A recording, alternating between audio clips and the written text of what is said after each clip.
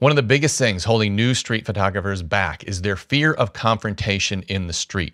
But if done correctly, those risks are very, very low. And I'm going to give you some tips to hopefully make your street photography experience a little bit lower stress and a lot more fun. And I think the first thing you should understand is most people actually don't care if you take their photo in public. We live in a world where almost everything outside in our daily lives is covered by CCTV footage, and everyone has a high-resolution phone camera in their pocket. So we are used to being photographed.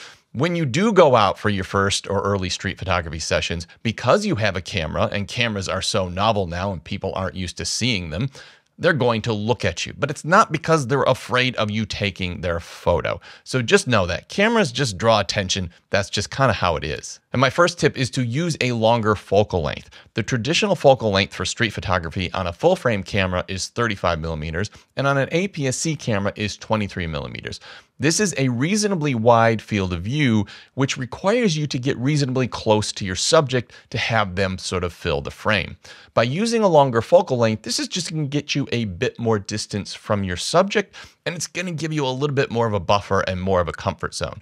And for that, I recommend, particularly for new shooters, to use an 85 millimeter focal length on a full frame camera and a 56 millimeter focal length on an APS-C sensor camera.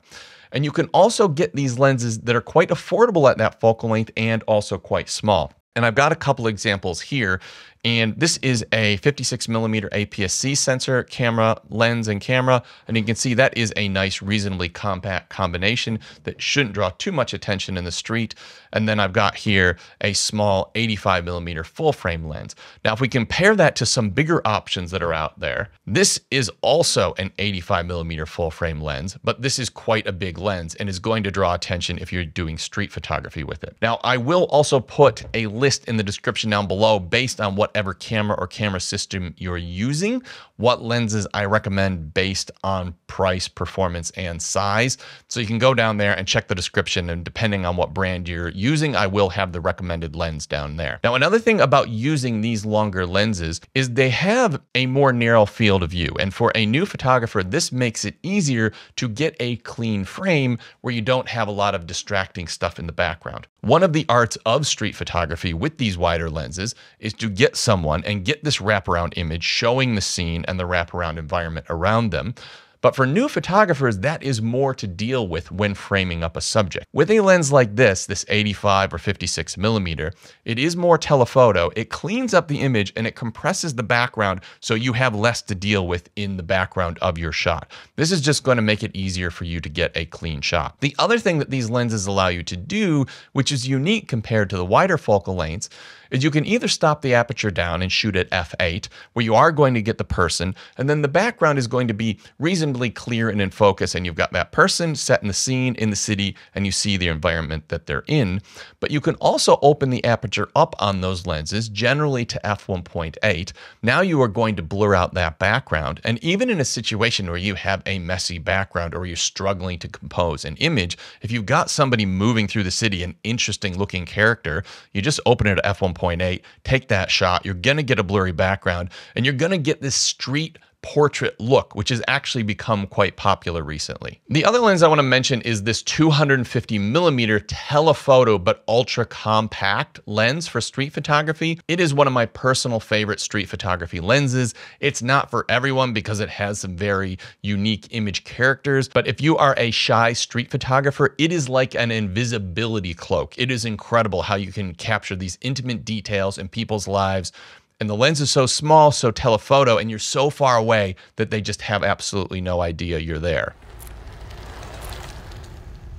My next tip is to use the screen on the back of the camera rather than the EVF to frame up your shots.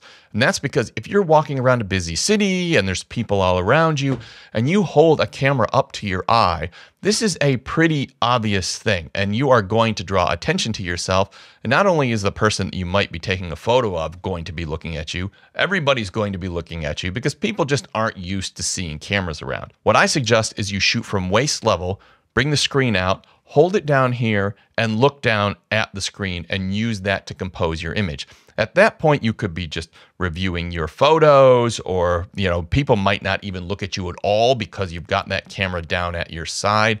This is just a much more stealthy way to take photos. I also think waist level composed photos in street photography are far more compelling and interesting than holding the camera up to your eye.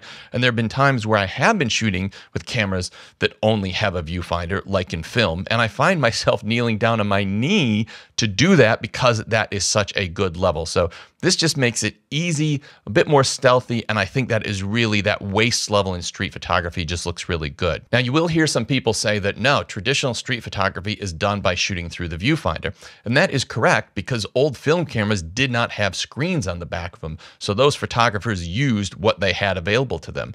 And I will say a lot of those traditional street photographers went out of their way to be inconspicuous, so they were a bit a fly-on-the-wall documentary style photography where they didn't intrude on the situation and people weren't noticing them. And they used all kinds of techniques to enable them to do that. And I have a feeling if they had access to screens on the back of their cameras, traditional street photography would have been shot with a screen, not with a viewfinder. So don't let people tell you that if you're not using the viewfinder, you're not doing traditional street photography, because that's just a throwback to cameras that didn't even have a screen.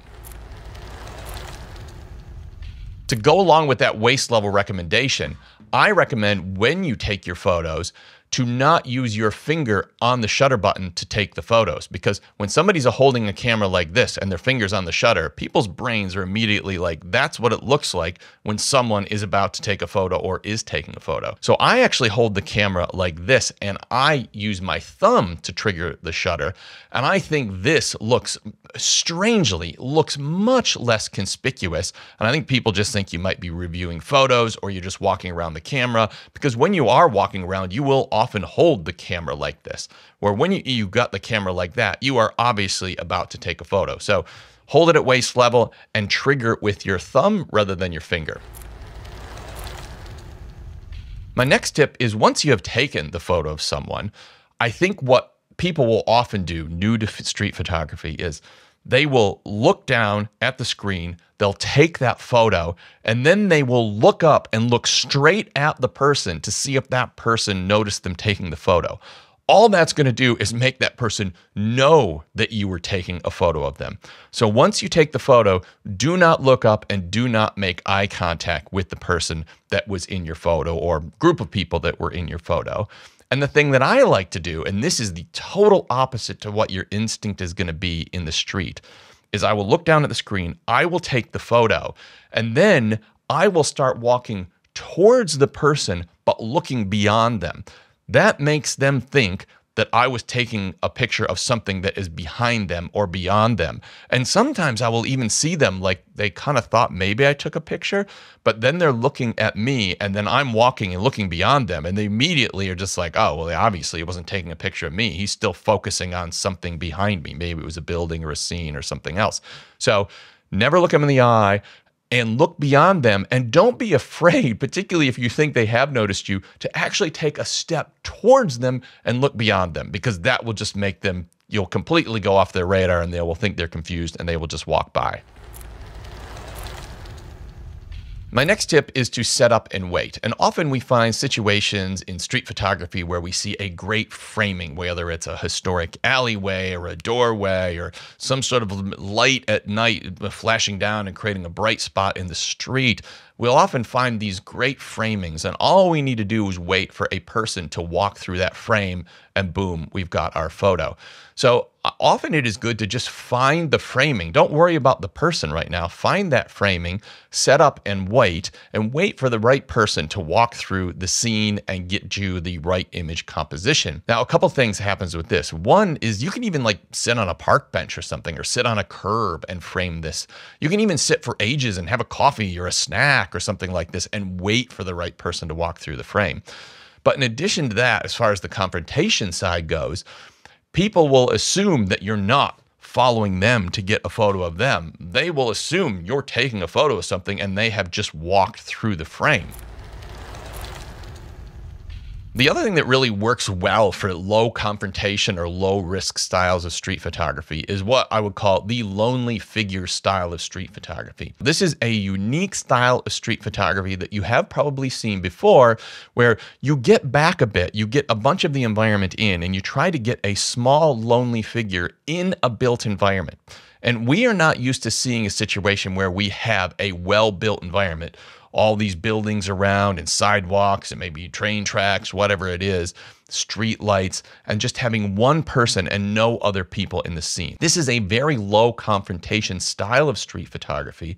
It also allows the person that's in the scene to be completely anonymous because they're such a small part of the scene, they're almost just like a little figure or outline in that scene.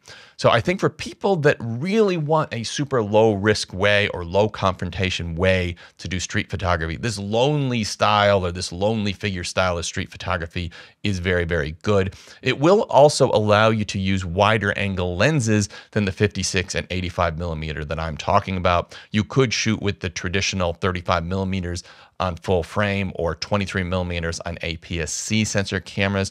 And I will put out some links to my recommendations for those lenses as well. You can still use the 85 and 56, but it does open up the ability to use some smaller, wider lenses as well, which, might just suit you. Even if you use these tips, there's a chance that someone will approach you and say, "Did you just take a photo of me?" And interestingly, in my experience, the people that approach me and ask me if I took a photo of them, I actually wasn't taking a photo of them or didn't take the photo. And that's because I wasn't going out of my way to be stealthy about my use of the camera because I wasn't taking a photo of them. And in those situations, it's quite easy to say, well, no, I wasn't taking a photo of you. I was taking a photo of the building, or I was taking a photo of a bike going by or whatever. But I do have a bit of a canned response if people do approach me and they want to know if I took a photo of them. If they were filling a good part of the scene, or it's quite obvious if you look at the photo that you were taking a photo of them, then I would just say, "Yes, I'm a street photographer. I like to document everyday life. You were in my photo. If you'd like, I can delete the photo for you." And I think most of the time they'll just say, yes, that's fine. They might get a little bit angry and storm off. But really, it is your right to be on the street taking photos, depending on what part of the world you're at. So you really should do a little bit of research on street photography laws in your area. In my area, it's pretty liberal. The other one is a situation where someone approaches me, and this did happen one time to me. I was actually getting a wide angle shot of a train station, historic train station. A person walked through the turnstiles and approached me and said, "Did you take a photo of me?" And in actual fact, I had no idea because I was taking a photo of the train station. I wasn't really even doing street photography. It was more architecture photography. And I just said to him, "I don't think I did. I don't know. I was getting a picture of this train station. I'm not sure if you walked through the scene or not." And in that situation, he didn't really ask me to delete the photo anymore. He got a little bit angry and kind of stormed off.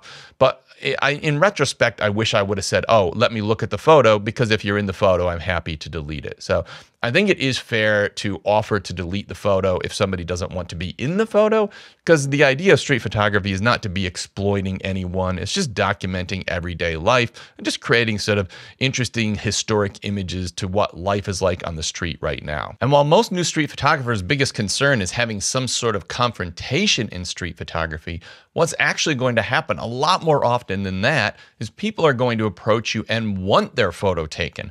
And I can't tell you how many times I'm just out trying to figure out what I want to shoot or what sort of image composition I'm going to use. And all of a sudden I'll see somebody out of the corner of my eye making the peace sign or doing some poses. It happens all the time. And recently I was out shooting with the Nikon ZF with this new Storey 85mm f1.8 lens. This is like a vintage camera body, and this is a vintage style autofocus lens that goes quite well with it. And I had this guy approach me and he's like, "Take my photo, take my photo." And the thumbnail in this video is this guy just having fun and screwing around. He was doing all kinds of crazy poses. He even started trying to break dance for me, of which I had an 85mm lens, so I couldn't get far enough back. Meanwhile, his friend is just laughing and making fun of him the whole time. And that is going to be a far more common occurrence than having somebody approach you about taking a photo of them that they didn't want. Often people just want you to take photos and they're interested in your camera. If you found any of the tips in this video helpful, then I really think you're going to like that video, because that is the best tutorial that I've ever done on photography. And I consistently get people saying there's concepts in here I've never heard of before. This is the best beginner tutorial that I've ever seen. And I'm really proud of the way that I've laid out that video. So I think if this video was useful to you, I think you'll really like that one as well.